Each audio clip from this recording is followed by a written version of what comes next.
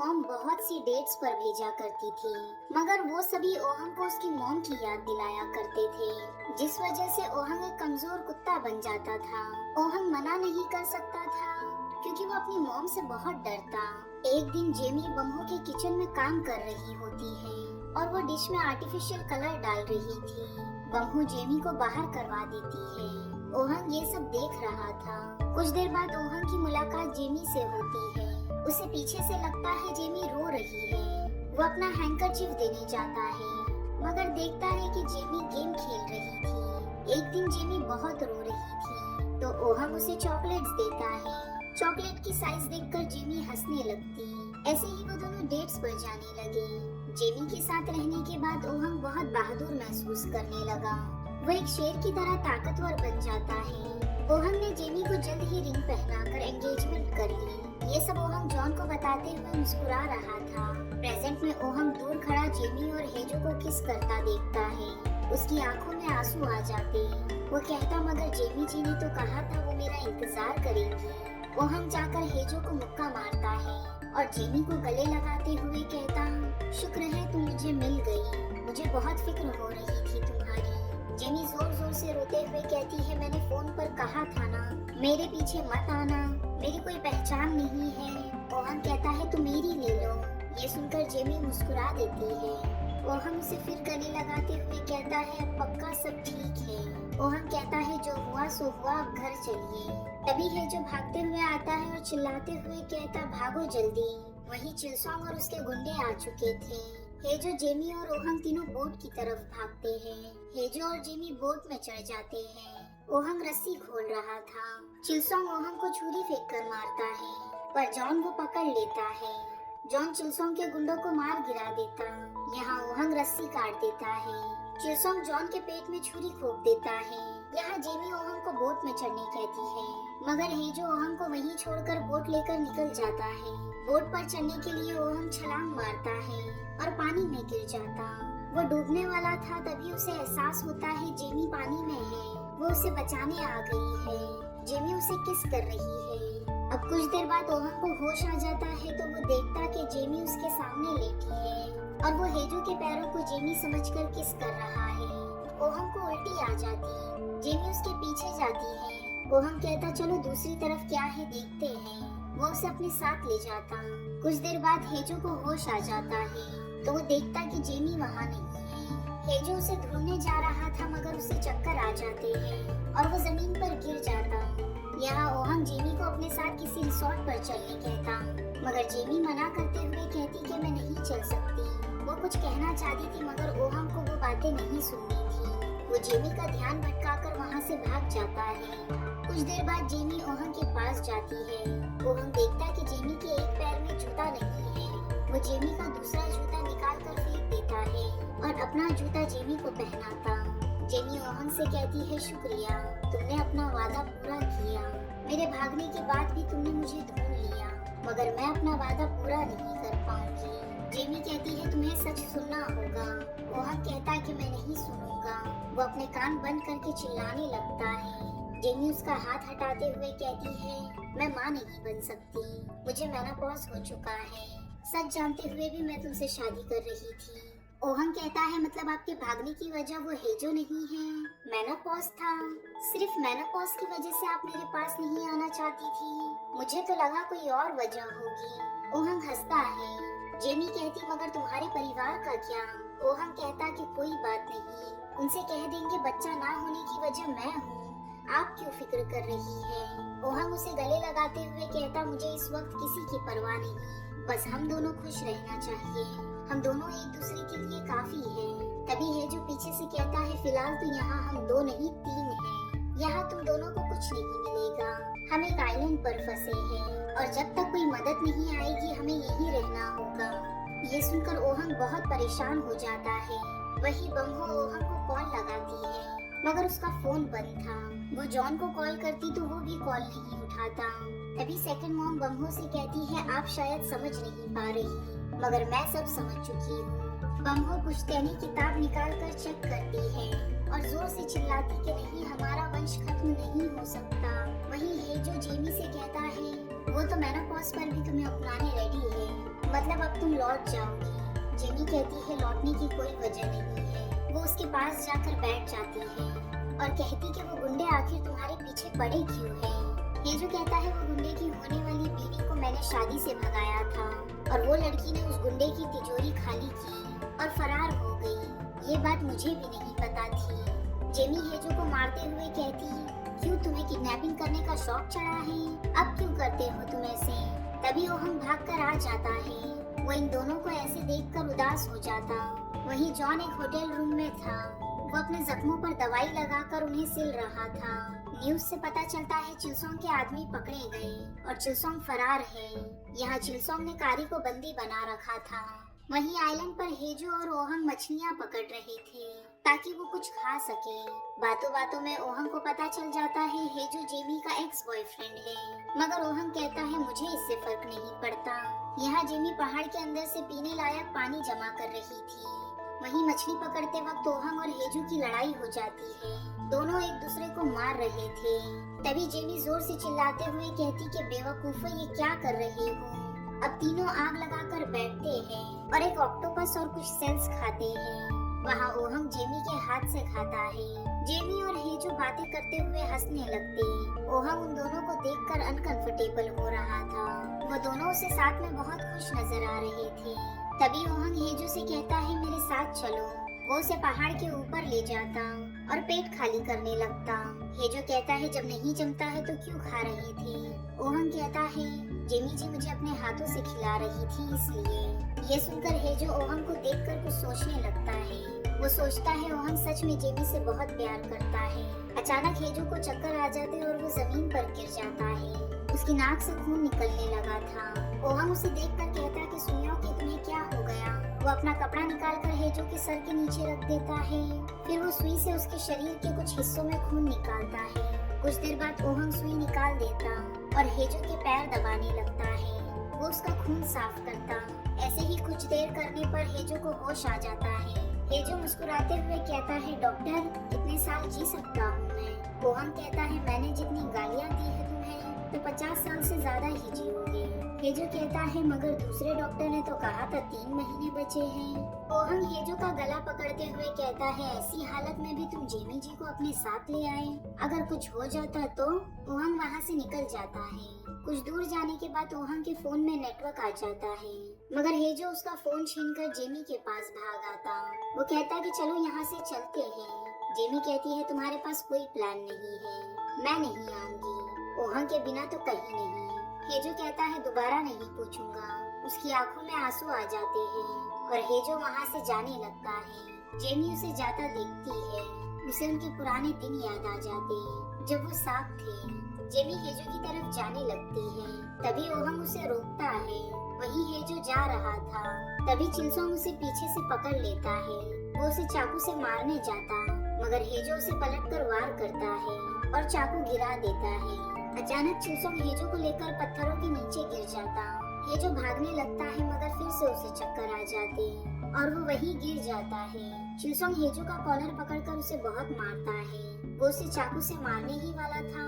तभी पीछे से जेमी और ओहंग आकर उसे गिरा देते हैं। वो तीनों मिलकर उसे पत्थरों के नीचे फेंक देते हैं, मगर साथ में वो तीनों भी गिर जाते हैं। चिलसोंग के सर पर पत्थर लग जाता है और उसे खून निकलने लगता है। कुछ देर बाद हेजो और ओहंग देखते हैं जेमी को चाकू लगी है। ओहंग जेमी को आवाज देते हुए रोने लगता। हेजो भी ये देखकर हैरान हो जाता है। देखते हैं जब हेजो और जेमी साथ थे तब दोनों एक मूवी देख रहे थे जिसमें हीरोइन के मरने पर हीरो से किस करता है। ये हीरोइन की आखिरी ख्वाहिश थी। जेमी कहती है पर ऐसे टाइम पे किस कौन करता है। हेजो कहता अरे वो मर रही है, वो कुछ भी मांग सकती है। अगर तुम उसकी जगह होती तो क्या करती। जेमी कहती है मैं कहूँगी कि अब प्रेजेंट में वही आइलैंड पर जब जेमी को चाकू लग जाती है तो वो हेजो को पास बुलाकर कहती है लग गए और आंखें बंद कर लेती है। हेजो ये सुनकर बहुत रोता है। वहीं ओहंग बोट को देखकर जोर जोर से चिल्ला रहा था जल्दी आओ। कुछ देर बाद वो लोग हॉस्पिटल में थे। जेमी का ऑपरेशन होता है। अब उसे बाहर लाया जाता है। नर्स कहती आप में से एक ही अंदर जा सकता है। ओहंग अंदर चला जाता और हेजो वहीं खड़ा रह जाता है। उसे बहुत अफसोस हो रहा था। फिर वो बॉन्जुरी के घर चला जाता। यहाँ बंगू हॉस्पिटल आती है ओहंग घुटनों पर बैठकर उससे माफी मांगने लगता है। वो कहता है इसमें जेमी जी की कोई गलती नहीं है माँ, उन्हें प्रेगनेंसी का बहाना करने मैंने ही कहा था। बम्बू कहती है अब ये सब यही खत्म करके चलो यहाँ से, तुम और वो लड़की अब से अनजान हो। ओहंग कहता है नहीं, जब तक जेमी जी यहाँ है मैं यही रहूंगा, मैं यहाँ से कहीं नहीं जाऊंगा। बम्बू जॉन से कहती है इसे उठाकर घर ले चलो, मगर ओहंग नहीं जाता। वो यही हॉस्पिटल में रहकर जेमी का ख्याल रखता है। वो बस उसके बेड के बाजू में बैठकर उसे देखता रहता। वहीं है जो बोंगजुरी के घर यूं ही बेड पर पड़ा रहता है, ना वो कुछ खाता है ना किसी से बात करता है। कुछ दिन ऐसे ही बीत जाते हैं। ओहंग जेमी के पास से एक लम्हे के लिए भी नहीं हट। यहाँ है जो जेमी का जूता अपने सीने से लगाए रखता है।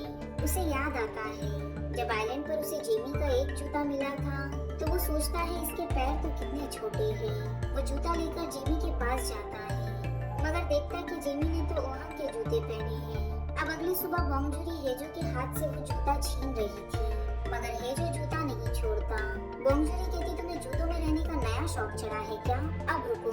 वो अपने सारे जूते लाकर हेजो के ऊपर डाल देती है और कहती अब इन जूतों में ही रहना। कुछ दिनों बाद कारी ओहंग के घर जाता है और सेकंड मदर को बताता है कि ओहंग आज मेरी वजह से जिंदा है। मैंने ही कोस्ट गार्ड आइलैंड पर भेजा था।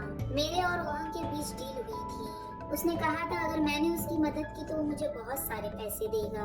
मगर सेकंड मदर कहती है मैं उसकी असली माँ नहीं, सौतेली माँ हूँ। वो कारी को बाहर निकाल देती है। कारी फिर से अंदर आ जाता। तभी वो बम्हो को बोलते हुए सुनता है अगर वो ओहंग बेवकूफ को किसी ने भी अंदर आने दिया तो मैं तुम सभी को निकाल दूंगी। अंदर कमरे में जेमी होती है। वो अब भी बेहोश थी। अब कारी बोंगजुरी के पास आता है और उसे जेमी के बारे में बताता है। वो कहता है पहले उस लड़की को हेजो ले भागा और अब वो बेचारी उस डायन के घर में है। तभी कारी देखता है बेड पर बहुत सारे जूते पड़े हैं और उनके अंदर हेजो है। कारी डर की वजह से वहाँ से भाग जाता है। अब रात में ओहंग बहुत कोशिश करता कि वो जेमी के पास जा सके, मगर वो जितनी भी बार जाता जॉन उसे बाहर निकाल देता। ओहंग जेमी के लिए काढ़ा बनाने लगता, मगर जॉन आकर वो भी बुझा देता है। अगले दिन सेकंड मदर के कपड़े के अंदर छुपकर ओहंग जेमी के कमरे में चला जाता। जॉन उसे देख लेता है मगर वो मुस्कुराकर छोड़ देता है। अंदर ओहंग जेमी को वो काढ़ा पिलाता है। यहाँ बोंगजुरी हेजो से कहती है वो लड़की वही थी ना तुम्हारी एक्स। वो हेजो के हाथ से जूता छीन लेती है और फेंक देती है। हेजो कचरे में जाकर वो जूता ढूंढने लगता, मगर उसे नहीं मिलता। पीछे से बोंगजुरी सब देख रही थी। उसे वो वक्त याद आ जाता है जब वो पहली बार हेजो से मिली थी। हेजो कचरे में खाना ढूंढ रहा था। बोंगजुरी कहती है खाना ढूंढ रहे हो? हेजो कुछ नहीं कहता। बोंगजुरी के हाथ में चिकन होता है। वो देखकर हेजो उसके पीछे चला जाता। बोंगजुरी मुस्कुराती है। वो घर के अंदर चली जाती और कुछ देर बाद चिकन के कुछ पीसेस निकालकर बाहर रख देती है। हेजो उन्हें खा लेता है। ऐसे ही वो रोज कुछ ना कुछ रखा करती थी, कभी पिज्जा, डम्पलिंग या कभी राइस। एक दिन वो हेजो से कहती है अब से फ्री का खाना नहीं मिलेगा, काम करना होगा। वो उसे अपने बार में ले जाती है और वहाँ उसे छोटे मोटे काम करके पैसे कमाने कहती है। स्टाफ उसे पूछते हैं ये तुम्हारा लगता कौन है? बोंगजुरी कहती है सड़क से मिला है, अब से मैं इसे पालूंगी। बड़े होने के बाद देखेंगे ये बेटा बनता है या फिर बॉयफ्रेंड। अब कुछ दिनों तक हेजो छोटे मोटे काम करके पैसे कमाता। सभी लोग उसे ए या फिर लड़का कहकर बुलाते हैं, तो बोंगजुरी उसे हेजो नाम दे देती है। बोंगजुरी अब हेजो को आवाज देते हुए जूते दिखाती है और कहती चलो हेजो कुछ खा लेते हैं। हेजो उसके साथ चले जाता है। टैक्सी में भी बस वो जूता पकड़े हुए जेमी को ही याद कर रहा था। जेमी उसे बहुत प्यारी लगती थी। हेजो जेमी के साथ बिताए हुए उन पलों को याद कर रहा था। अचानक वो ड्राइवर से कहता है हमें वोंगजू ले चलो। बोंगजुरी कहती है वोंगजू क्यों? हेजो कोई जवाब नहीं देता। यहाँ जेमी सपने में देखती है वो आइलैंड पर है और अपना जूता ढूंढ रही है, जो कुछ देर बाद उसे मिल जाता। जेमी मुस्कुराते हुए कहती है मिल गया। तभी बम्हो कहती है क्या मिल गया? कोई खजाना मिल गया क्या तुम्हें? जेमी डर जाती है। वो बम्हो से माफी मांगती है। बम्हो कहती है ओहंग की जिद की वजह से हम तुम्हें यहाँ ले आए और तुम्हारी देख रेख कर रहे थे, मगर अब हम तुम्हें नहीं रख सकते, इसलिए तुम खुद दबे पांव यहाँ से चली जाओ। जेमी कहती है ठीक है, मगर मुझे जाने से पहले ओहंग से बात करनी है। बम्हो चिल्लाते हुए कहती है अब तुम्हें उससे क्या बात करनी है? तुम्हें क्या इतनी बर्बादी काफी नहीं थी? उसे और मत उलझाओ। वहीं बोंगजुरी हेजो से कहती है तुम ऐसी हालत में उससे मिलने जाओगे तो लात मार के भगा दिए जाओगे। वो हर जगह जेमी को ढूंढने लगता, मगर वो कहीं नहीं मिलती। ओहंग बम्हो के पास आता है। वो कहता है, जेमी जी कहाँ है? आप जानती है वो बीमार थी। बम्हो कहती है, वो माँ नहीं बन सकती, उसका क्या? उसने खुद मुझे ये बात बताई है। ओहंग कहता है, मैं उनसे प्यार करता हूँ, एक बच्चे की वजह से मैं उन्हें कैसे छोड़ दूँ? मैं क्यों उनके साथ नहीं रह सकता? ओहंग जोर जोर से रोता है और उन दोनों को साथ रहने देने के लिए रिक्वेस्ट करने लगता है। वहीं है जो रेस्टोरेंट के बाथरूम में ही नहा लेता और चेंज करता है। उसी रेस्टोरेंट में बोंगजुरी और ड्राइवर खाना खा रहे थे। यहाँ ओहंग जेमी को बाहर बैठा देखता है। वो जेमी के साथ वॉक पर जाता। जेमी कहती है, अगर हमने जिद करके मुझे इस परिवार का हिस्सा बनाया तो सभी को लगेगा मैं लालची हूँ, और अब मुझे पता चल गया है मुझे कहाँ होना चाहिए। हमें यही सब खत्म कर देना होगा। ओहंग की आंखों में आंसू आ जाते हैं। यहाँ बम्हो को याद आता है जेमी ने उससे कहा था, मैं यहाँ से सिर्फ इसलिए जा रही हूँ क्योंकि मैं जान चुकी हूँ मैं आपके बेटे के लायक नहीं, मगर आप ओहंग के साथ अच्छा बर्ताव कीजिए। वो आपको इतनी मुश्किलों से हुआ था और आप उसी के साथ इतनी सख्ती दिखाती हो। आपका बेटा बहुत अच्छा है, उसे प्यार दीजिए और उसकी इज्जत करिए। बम्हो सोचती है वैसे भी वो इतनी बुरी नहीं थी। यहाँ वॉन्जू के रास्ते में बोंगजुरी सो जाती है। हेजू को याद आता है कुछ वक्त पहले इन्हीं रास्तों पर जेमी उसके साथ थी। कभी वो दोनों लड़ा करते थे तो कभी एक दूसरे से प्यार किया करते थे। हेजू की आंखों में आंसू आ जाते हैं। कुछ दूर जाने के बाद वो भुट्टा खाने के लिए बोंगजुरी से कहता है। बोंगजुरी नीचे उतरती है तो वो ड्राइवर को लेकर चले जाता है। यहाँ ओहंग कार के पास बैठकर सिगरेट जला रहा था। तभी हेजो आ जाता है। ओहंग उसे बिना कुछ कहे जाने लगता, मगर हेजो उसके पीछे जाता है। वो उसे गले लगाते हुए कहता, शुक्रिया, तुमने मेरी जान बचाई, मेरी मदद की, और मैंने तुम्हें ही धोखा दे दिया। तुम बहुत अच्छे हो। ओहंग हेजो की सिगरेट फेंकते हुए कहता है, तुम्हारे लिए अच्छी नहीं है ये। हेजो पूछता है, क्या सब ठीक है? ओहंग समझ जाता है कि वो जेमी के बारे में पूछ रहा है। ओहंग कहता है, जेमी अब ठीक है। वैसे तुम्हारा नाम हेजो क्यों है? सुनियोक, तुम्हारे घर का एड्रेस तो इतना अच्छा है। हेजो कहता, अब छोड़ो ये सब, ये जूता तुम जेमी को दे देना, उसे बहुत पसंद है ये। ओहंग कहता, तुमने ये जूता उसे दिलाया था? ओहंग ने जेमी को नींद में इन जूतों के बारे में कहते सुना था कि ये जूते पहन के मैं तुम्हारे पीछे आना चाहती थी। असल में इस जूते का एक पैर जेमी के जेब में होता है, जिस वजह से उसे चाकू अंदर तक नहीं लगती। जेमी अंदर से ओहंग की परछाई देख रही थी। वो बहुत परेशान लग रहा था। उसे देख जेमी की आंखों में आंसू आ जाते हैं। बाहर ओहंग बहुत रोता है क्योंकि उसे समझ आ चुका था अब सब खत्म हो चुका है। जेमी अब उसकी नहीं रही। अगली सुबह जेमी उन्हीं जूतों को पहनकर उन यादों में खो जाती है जो उसने ओहंग के साथ बिताए थे। अब ऐसे ही कुछ दिन बीत जाते हैं। जेमी बोंगजुरी के घर का दरवाजा खटखटाती है। नाइटी में बोंगजुरी दरवाजा खोलती है और शॉर्ट्स में हेजो को अंदर देख जेमी बहुत गुस्सा हो जाती है। वो हेजो के पास जाती और हेजो की तरफ बढ़ती है। वो उसकी नाक पर बहुत जोर से काटती है। हेजो जोर से चिल्लाता है। जब हेजो जेमी से कहता कि वो अच्छी माँ नहीं बन सकती, तो जेमी कहती, तुम सड़क किनारे अकेले मरोगे, कोई नहीं होगा तुम्हारे साथ। हेजो कहता, यही तो मेरा सपना है। जेमी वहाँ से चली जाती। हेजो उन दोनों की रिंग लाकर अपने फिश टैंक में डाल देता है। अब प्रेजेंट में जेमी हेजो को जोर से काटती और वो उसे बहुत मारती है। बोंगजुरी उन दोनों को रोकने जाती है और उसे ही चोट लग जाती। हेजो जेमी के पास बैठता है। जेमी कहती कि चलो यहाँ से, तुम इसके साथ यहाँ क्यों हो?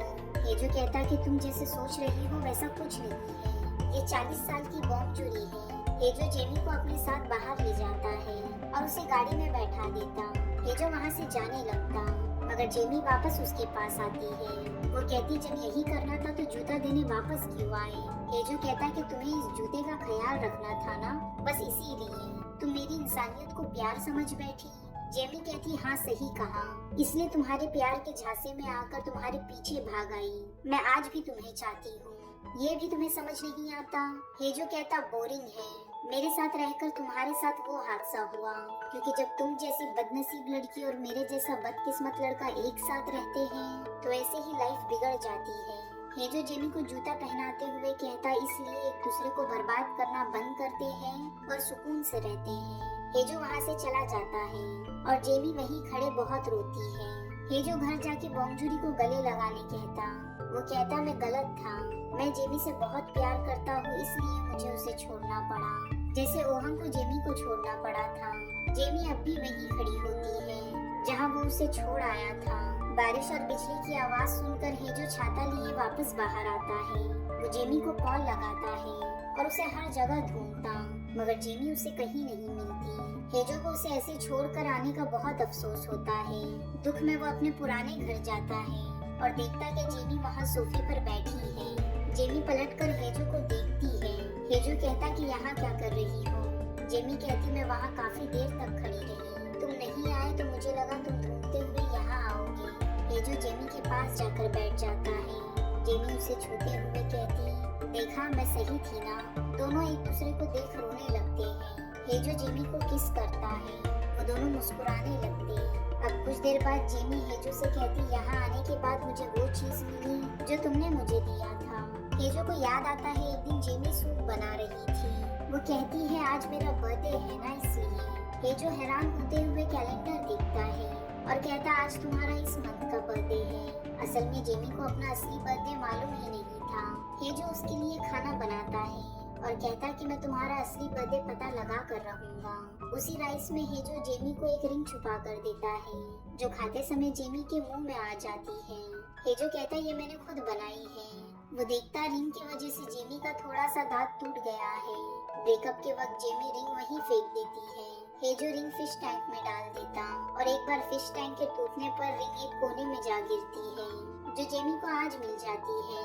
अब कुछ दिनों बाद ओहंग के घर एक पूजा होती है जहाँ बम्हो ओहंग से ये पूजा करने कहती। ओहंग एक प्रार्थना लेटर पर लिखता है जिसमें भी ओहंग जेमी के बारे में ही लिखता कि मुझे जेमी की बहुत याद आ रही है। बम्हो बहुत परेशान हो जाती है। कुछ देर बाद वो ओहंग के कमरे में जाती और देखती ओहंग यही जमीन पर पड़ा है। वो कहती मैं तुम पर पानी डाल दूंगी। जब वो पानी लेने जाती तो उसकी कमर में चमक आ जाती है। जॉन उसे अपनी पीठ पर उठा लेता जिसमें उसकी हालत खराब हो जाती है। यहाँ ओहंग को लगता कि जेमी उसके सामने लेटी है। जेमी उसे एक गेम खेलने कहती है। गेम खेलते हुए ओहंग को नींद आ जाती और वो सो जाता है। जेमी सपने में भी ओहंग से माफी मांग रही थी। अब अगली सुबह जेमी सोकर उठती तो देखती है जो कहीं जा रहा है। वो कहता कि तुम बॉन्जुरी के वहाँ चली जाना, मैं वहीं आऊँगा।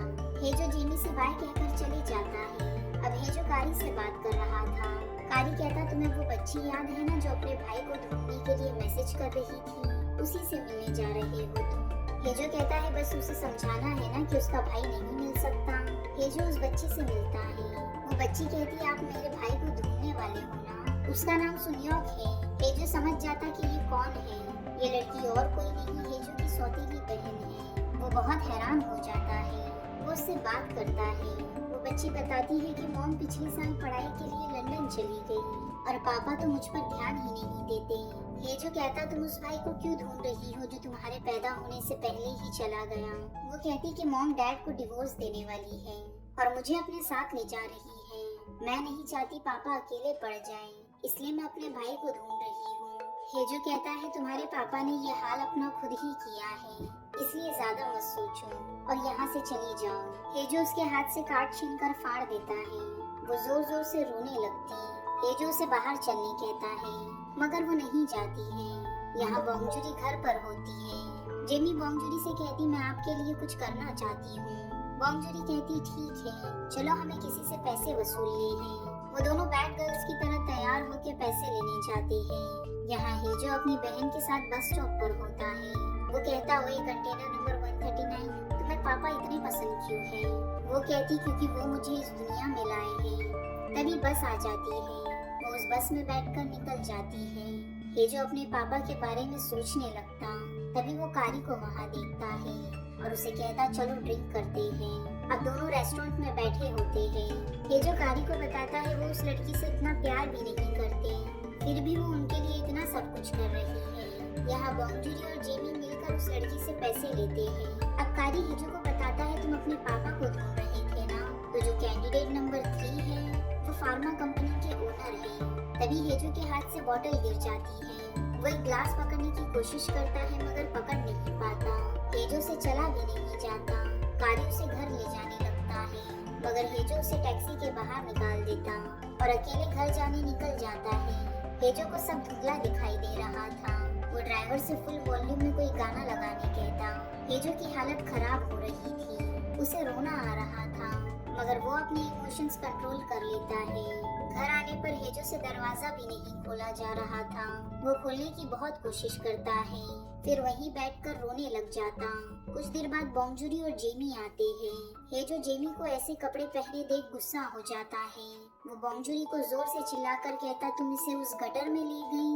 बोंगजूरी रोने लगती और कहती, मतलब मैं इस गटर में जा सकती हूँ मगर ये नहीं। हेजो बोंगजूरी से माफी मांगता है।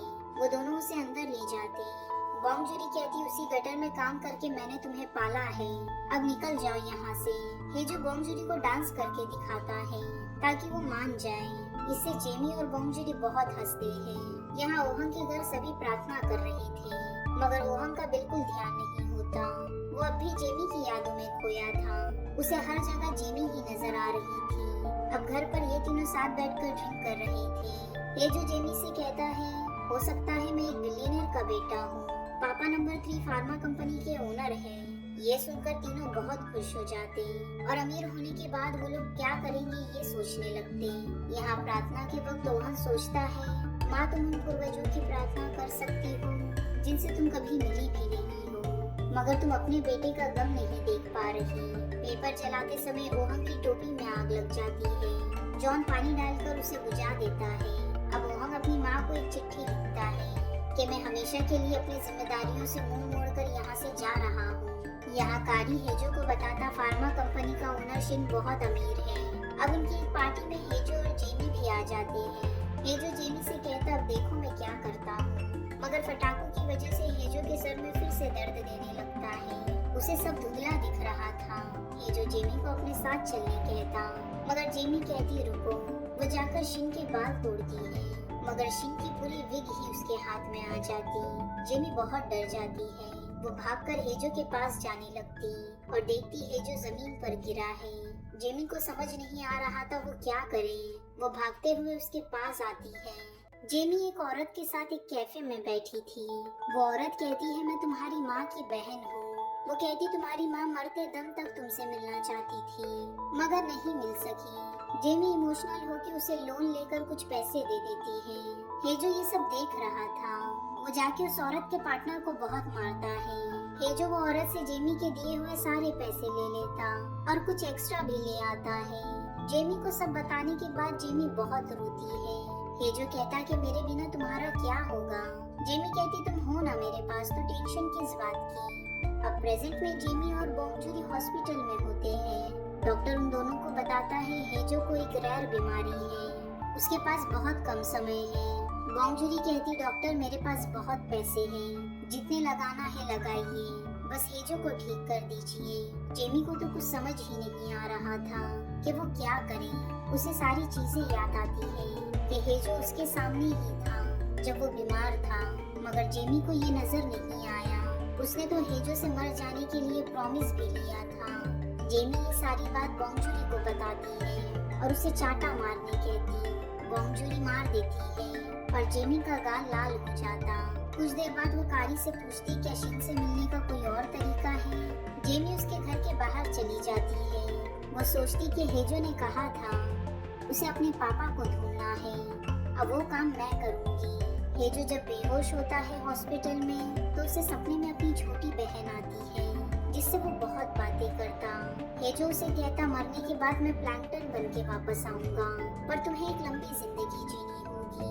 अब मेरे जाने का समय आ गया है। हेजो जाने लगता।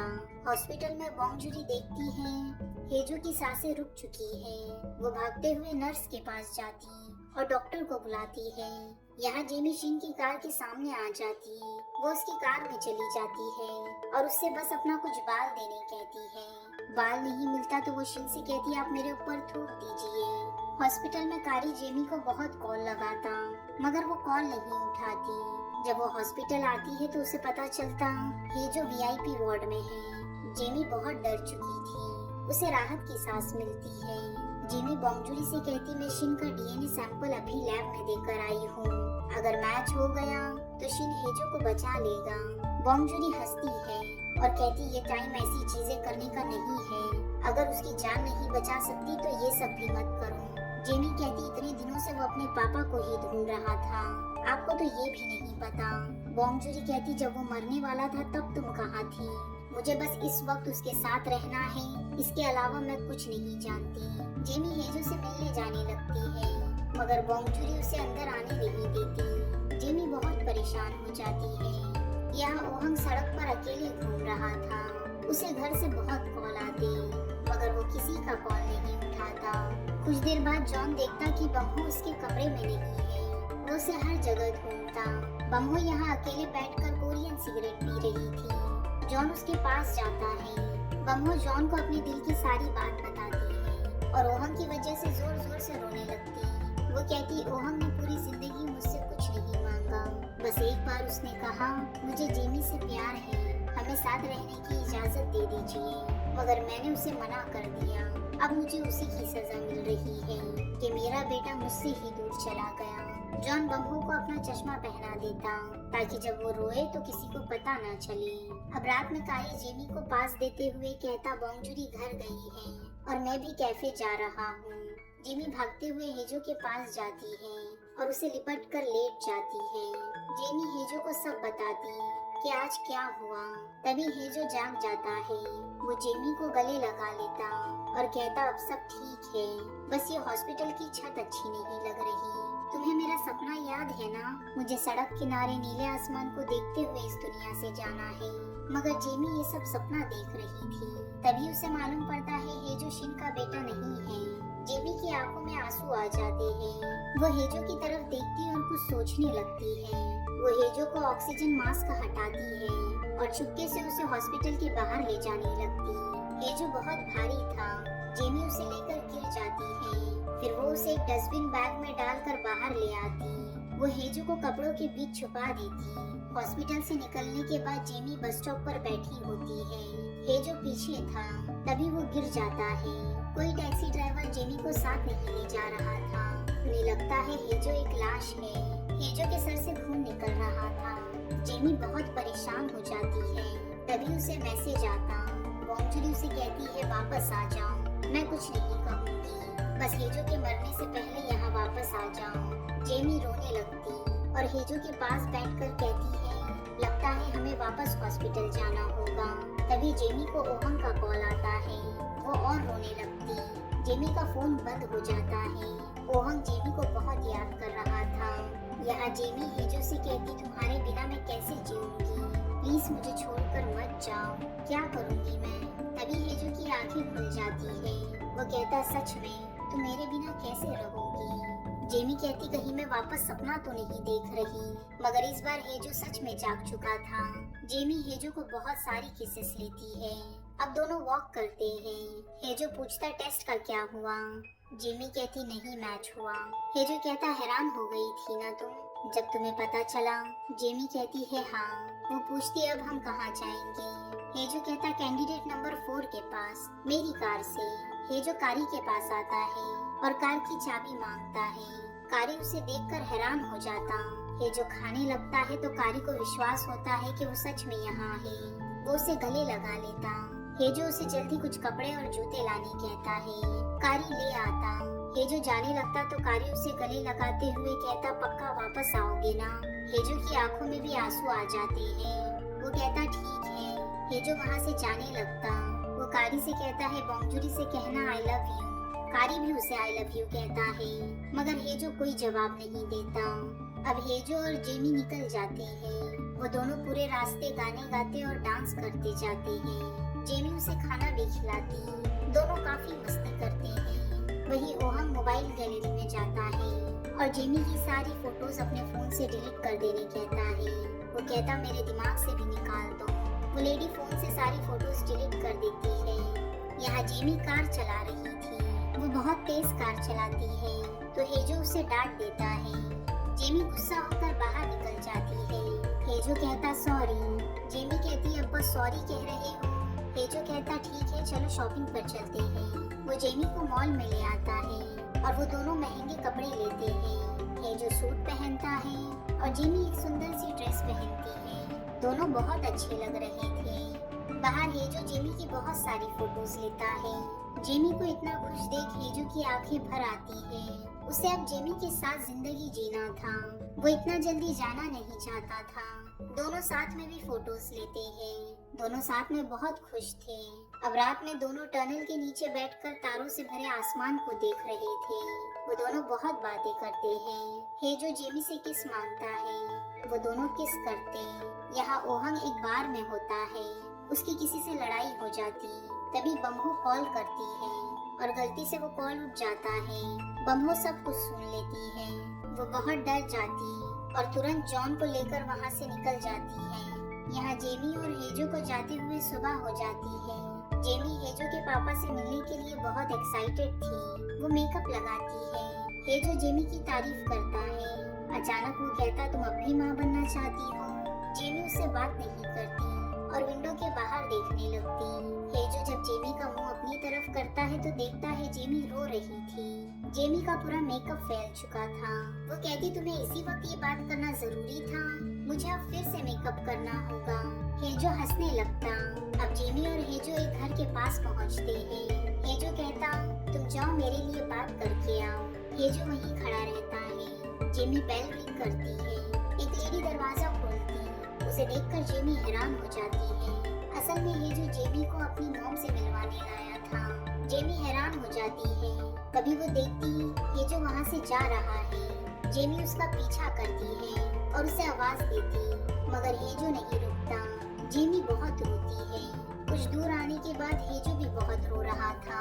उसकी आखिरी ख्वाहिश थी कि वो जेमी का असली बर्थडे जान सके। तभी कार में ओहंग बैठता है और कहता, तुम कितने गधे हो। हेजो कहता, मैंने जेमी को छोड़ दिया। मैं फिर से उसे धोखा देकर यहाँ चला आया। ओहंग हेजो को चॉकलेट खिलाता है। वो उसकी नाक भी साफ करता है। वो कहता, अब रोना हो गया तो चलो यहाँ से। दोनों वापस जाने के लिए निकल जाते हैं। हेजो के जाने पर जेमी जोर जोर से रो रही थी और अकेले रास्ते पर चलते हुए जा रही होती है। तभी पीछे से वो औरत आकर कहती, क्या हम बात कर सकते हैं। जेमी कहती कि आप मुझे जानती है मैं कौन हूँ। उस लेडी की आंखों में आंसू आ जाते हैं। जेमी चिल्लाते हुए कहती कि आप मुझे जानती है मैं कौन हूँ। वो औरत वहाँ से चली जाती है। जेमी चिल्लाते हुए कहती है, क्यों मुझे फिर से छोड़कर जा रही हो। यहाँ हेजो और ओहंग जा रहे थे। हेजो कहता कि मैंने उसका असली बर्थडे ढूंढ लिया है। ओहंग कहता है, इतने खुश क्यों हो रहे हो, तुम उसे अकेले छोड़कर आए हो। यहाँ जेमी जा रही होती है। उसे अब भी हेजो की फिक्र हो रही थी कि उसे कुछ हो ना जाए। तभी उसे कारी का कॉल आता है। वो कहता है, तुम कहाँ हो जेमी। जेमी कारी को सब बताती है। कारी बम्हो को बताता है वो कुछ घंटों में यहाँ आ जाएगी। कुछ देर बाद बोंगजुरी वहाँ आ जाती है और वो भी जेमी के बारे में पूछती। बम्हो से कहती, तुम क्यों उसे ढूंढ रही हो। बोंगजुरी कहती, मेरा लड़का नहीं मिल रहा है इसलिए। बम्हो कहती, मेरा भी। यहाँ हेजो और ओहंग साथ लंच कर रहे थे। हेजो कहता, जब जेमी ही नहीं है तो पापा को ढूंढने का क्या फायदा।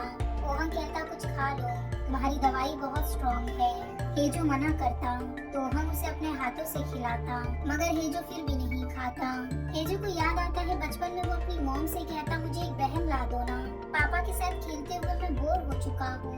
हेजो की माँ डॉक्टर से बात करती है और उसी वजह से उन्हें पता चलता है कि हेजो उनका बेटा नहीं है। मगर ये बात वो अपने हस्बैंड को नहीं बताती और इसी के चलते वो डिप्रेशन में चली जाती है। हेजो अपने डैड से भी कहता है, मुझे बहन चाहिए। उसके पापा हॉस्पिटल जाते तो उन्हें भी पता चल जाता कि हेजो उनका बच्चा नहीं है। वो आकर अपनी वाइफ से पूछते, तुम मुझे कब बताने वाली थी। वो कहती, कभी नहीं। तो क्या तुम अब उसे छोड़ दोगे। अगर तुम्हें पता नहीं चलता तो कम से कम तुम एक अच्छे पिता तो बने रहते। वो कहते, तो अब क्या करूँगा, वो मेरा खून नहीं है। हेजो ये सब सुन लेता है। वो अपने रूम में जाकर रोने लगता। कुछ देर बाद उसकी मॉम आती है। वो हेजो से कहती, तुम मेरे साथ तारे देखने चलोगे। हेजो कहता, मुझे सोना है। उसकी मॉम कहती, ठीक है। वो वहाँ से चली जाती। अगली सुबह हेजो के पापा को पता चलता उनकी वाइफ अब नहीं रही। एक्सीडेंट में उसकी डेथ हो गई। हेजो के पापा उसकी मॉम की सारी चीजें जला देते हैं।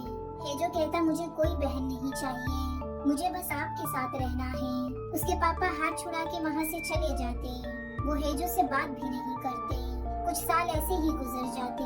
एक दिन हेजो अपने पापा से कहता मुझे नूडल्स खाने हैं, मैं स्कूल के बाद आपका इंतजार करूंगा। आज हेजो का ग्रेजुएशन डे होता है, मगर हेजो के पापा नहीं आते। हेजो सब छोड़ के वहाँ से हमेशा के लिए चले जाता है। ये सब वो ओहंग को बता रहा था। वो कहता भागने के बाद एक दिन कचरे में खाना ढूंढते हुए मेरी लॉटरी लग गई। उस दिन पूरी जिंदगी का लक मैंने एक साथ इस्तेमाल कर लिया था और मुझे बॉन्जुरी मिल गई।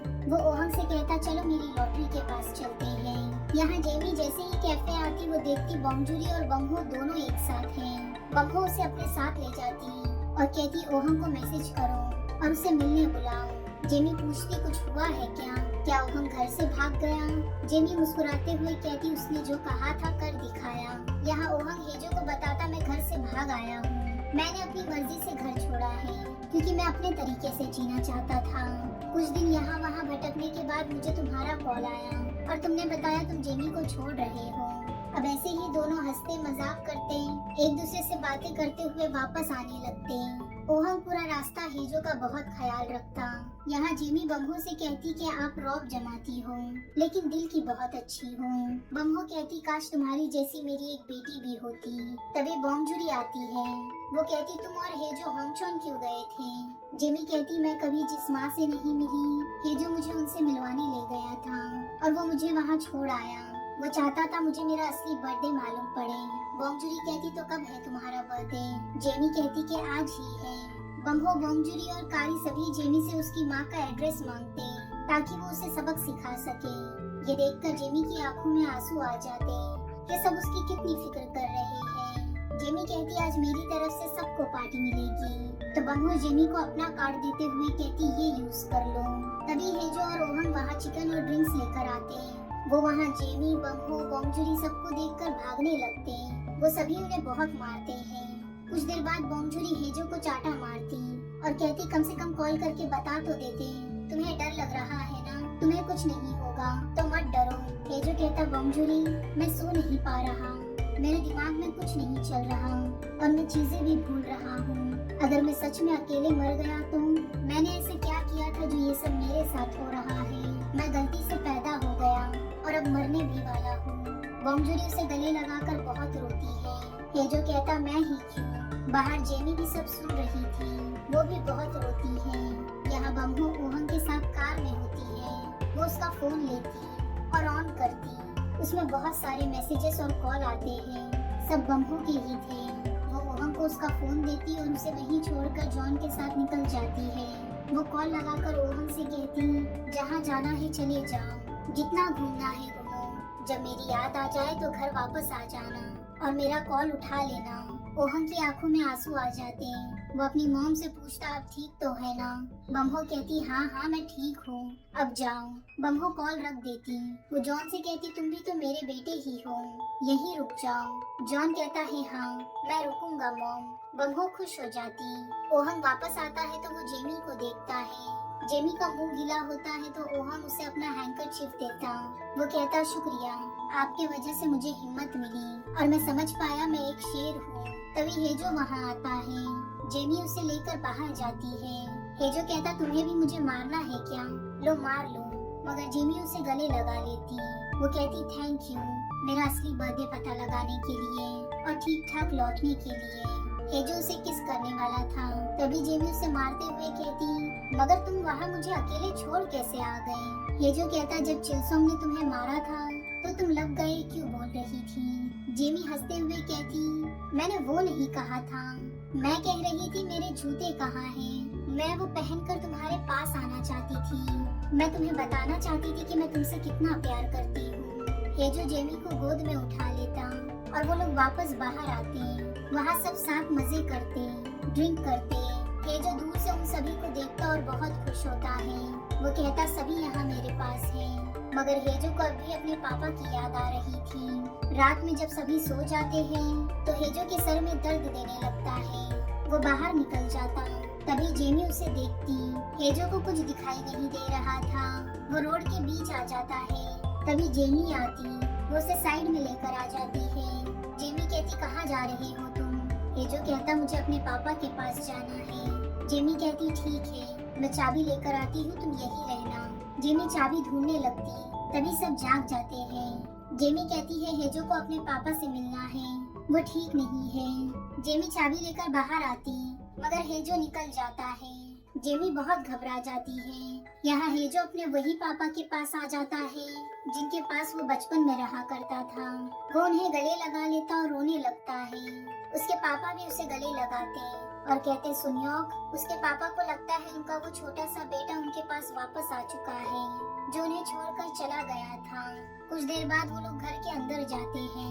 हेजो देखता उसकी और उसके पापा की फोटो अब भी वही है। हेजो की सारी बचपन की यादें वही थी। उसकी डिग्री भी वहाँ रखी होती है जो वो स्कूल के ग्राउंड में छोड़कर भाग गया था। हेजो अपने कमरे में जाता और देखता उसका कमरा आज भी वैसा ही है। हेजो वही बेड पर लेट जाता है और खुश होता। वो सोने की कोशिश कर रहा था मगर उसे नींद नहीं आती। तभी कोई विंडो खटखटाता है। हेजो देखता वहाँ जेमी है। उसे देखकर हेजो हैरान हो जाता है। हेजो कहता तुम मुझसे इतना प्यार करती हो। जेमी क्रेन के जरिए उसके विंडो तक आई थी। हेजो कहता है मुझे किडनैप कर लो। अब दोनों वापस गाड़ी लेकर निकल जाते हैं। सुबह जब हेजो के पापा कमरे में आते हैं तो देखते वो वहाँ नहीं है और टेबल पर एक कार्ड रखा है जिसमें हेजो ने अपना असली नाम सुनियोक लिखा होता है। ये देखकर उसके पापा रोने लगते। वहीं जेमी और हेजो वापस ट्रिप पर निकल जाते। वो लोग खाते, एंजॉय करते और सेलिब्रेट करते। कारी हेजो को कॉल पर सब बताया करता था कि वहाँ क्या चल रहा है। हेजो और जिमी कार में ही सोया करते। एक दिन वो लोग ओहंग का वीडियो देखते हैं जिसमें ओहंग ट्रैकिंग कर रहा था। जेमी उसके चैनल को सब्सक्राइब कर देती है। जेमी और हेजो बहुत सी जगह घूमने जाया करते थे और कार में ही बहुत सी यादें बनाकर उनकी तस्वीर लगाते थे। एक दिन जेमी कहती हमें एक अच्छी सी होटल जाना चाहिए। हेजो कहता तो जाओ फिर। जेमी कार से उतरकर जाने लगती। हेजो उसके पीछे जाता है। वो दोनों एक बर्फीले मैदान में पहुंच जाते जो बहुत सुंदर होता है। दोनों बर्फ में खेलने लगते। उन दोनों को वहाँ बहुत मजा आ रहा था। दोनों वहाँ लेट जाते हैं और स्लाइड भी करते हैं। वो दोनों बहुत सी अच्छी यादें बना रहे थे। तभी हेजो कहता हम में से जो 4 पत्ती पहले ढूंढ कर ले आएगा वो जीत जाएगा। अगर तुम जीती तो मैं अपनी कार बेच दूंगा और हम होटल में रहेंगे। अगर मैं जीता तो हम हमेशा कार में ही रहेंगे। जेमी कहती ठीक है। वो पत्ती ढूंढने दूसरी तरफ चली जाती। यहाँ हेजो को पत्ती मिल जाती है। वो जेमी को आवाज देता। तभी उसकी नाक से खून निकलने लगता है और हेजो गिर जाता। वो सोचता कि अब मैं मरने वाला हूँ। तभी जेमी उसे देखती है। वो भागते हुए हेजो के पास आने लगती। जेमी चिल्लाती तुम मुझे छोड़कर नहीं जा सकते। हेजो की आंखों से आंसू निकल रहे थे। वो कहता मैं मरना नहीं चाहता, मैं जीना चाहता हूँ। वो जेमी के साथ हमेशा के लिए जीना चाहता था, उसे प्यार करना चाहता था। जेमी हेजो के पास आती है। वो उसे उठाने की कोशिश करती और बहुत रोती है। हेजो जेमी को छूते हुए सोचता है मरने से पहले मेरी आंखों के सामने तुम हो, यानी जिंदगी मजेदार रही। वो जेमी से आई लव यू कहता है और मुस्कुराता है। जेमी को बहुत रोना आ रहा था मगर वो हेजो को देखकर मुस्कुराती है और हेजो की यही मौत हो जाती है। इसी के साथ ये ड्रामा यही एंड होता है। मिलते हैं नेक्स्ट ड्रामा में।